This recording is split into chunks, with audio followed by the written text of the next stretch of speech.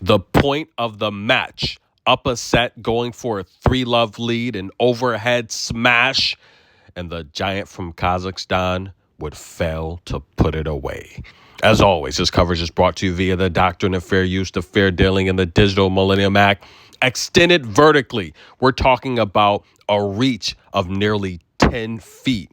However, that would not be enough as Elena Rybakina up a set, going for the 3-love lead, possibly the nail in the coffin, possibly rewriting history, a new chapter for the future, would fail to put away this overhead volley. It goes right into the net, and she would look down. You can see the frustration internally. However, she always does a good job of holding it in, not letting her opponent see what she feels or thinks. But you have to think this shot right here will haunt Elena Rybakina as the giant from Kazakhstan would fail to put away the queen of clay, Iga Swiatek, and Wim looking on. Making those adjustments, Elena Rybakina would have several opportunities to hold serve and possibly wrap up this match.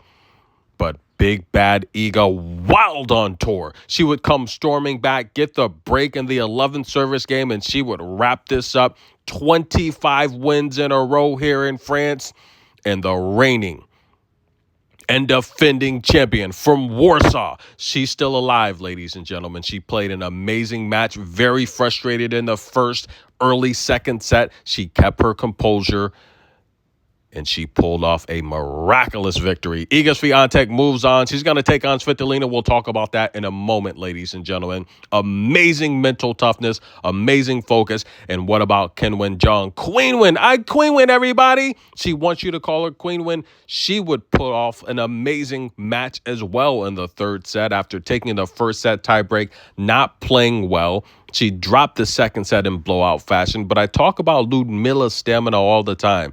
Yeah, and she would run out of gas, ladies and gentlemen. Qinwen Zheng takes the third set. She's going to take on the winner of Aryna Sabalenka hits hard or Amanda Anisimova. And speaking of Aryna Sabalenka, guys, she's taking on someone she has not done well against. What do you guys think? Can Aryna Sabalenka turn the tide in this head-to-head where Amanda Anisimova has just dominated, right? She's got a very underrated style, a clean ball striker, a lot of power behind that people don't really give her credit for, right? I think this is the type of matchup here. If Amanda is focused and disciplined, right? If she plays her game, if she doesn't, she's very emotional. She's like Marta Kashuk, right? She's very emotional, and she has these outbursts where it could really affect her for several service games. I just feel that if she stays focused and realizes that she can beat Sabalenka as she's proven, I think she'll win the match.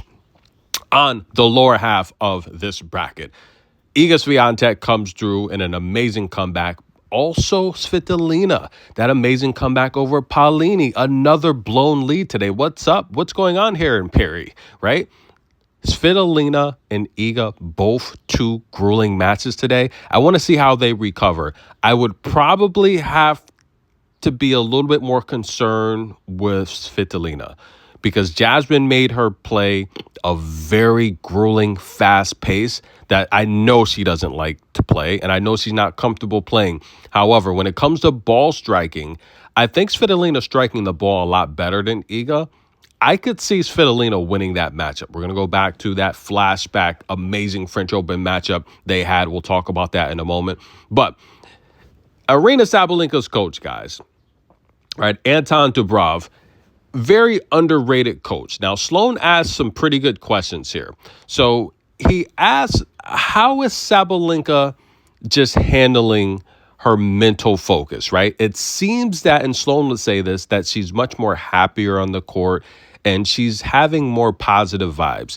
And Anton would say, exactly, that is the focus, right? She's just playing her best foot forward. She's showing a lot more gratitude, and I think it's transferring on the court. And I think in her personal life as well. I mean, on a sad note, she's been through a lot of tragedy lately, right? And I just think that she's realizing she has a lot to be thankful for. She's worked hard. The fruits of her labor have finally paid off. And people are starting to recognize that. And there's not really anything to be disappointed or upset about. You live a great life. You're probably regarded as a queen of hardcourt tennis right now. However, the question would come up, how does she feel about this matchup against Amanda? Because clay is probably her weakest surface, and she's facing someone that she hasn't done well against. Anton would say, well, first of all, they focus on their days off. They focus on the negative areas or the areas in the previous match where they struggled a lot with. And then they take a look at their upcoming opponent. They focus on a game plan and how they can improve.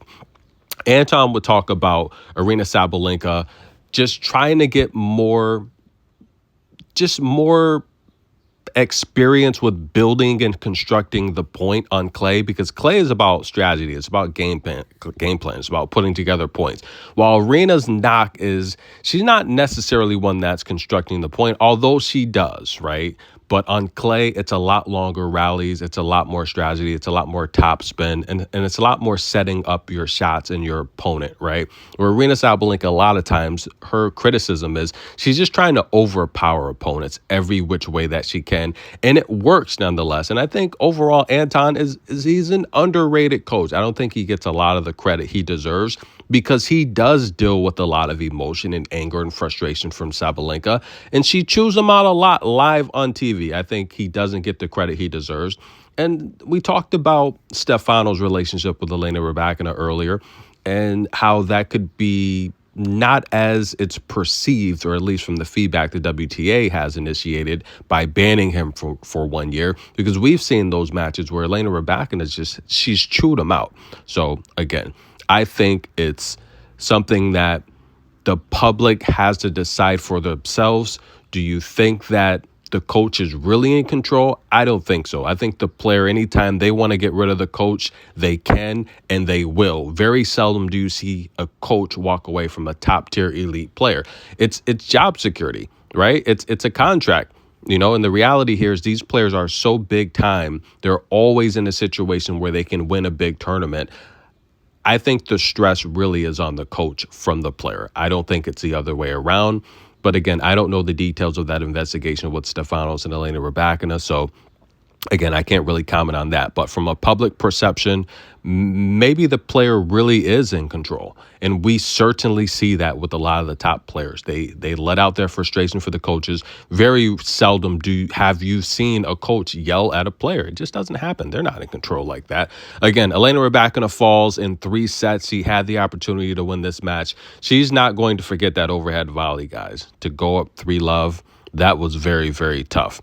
But I'm going to talk a little bit more about Sabalenka and Amanda Anisimova. They're heading onto the court now. What about Ben Shelton and Carlos Alcaraz? I think that's going to be a good match, guys, as the fans are piling into the stadium. Aryna Sabalenka getting ready. She's getting loose. She looks good in pink, guys. We're going to see if she can finally get a win on clay versus Amanda. We'll be right back.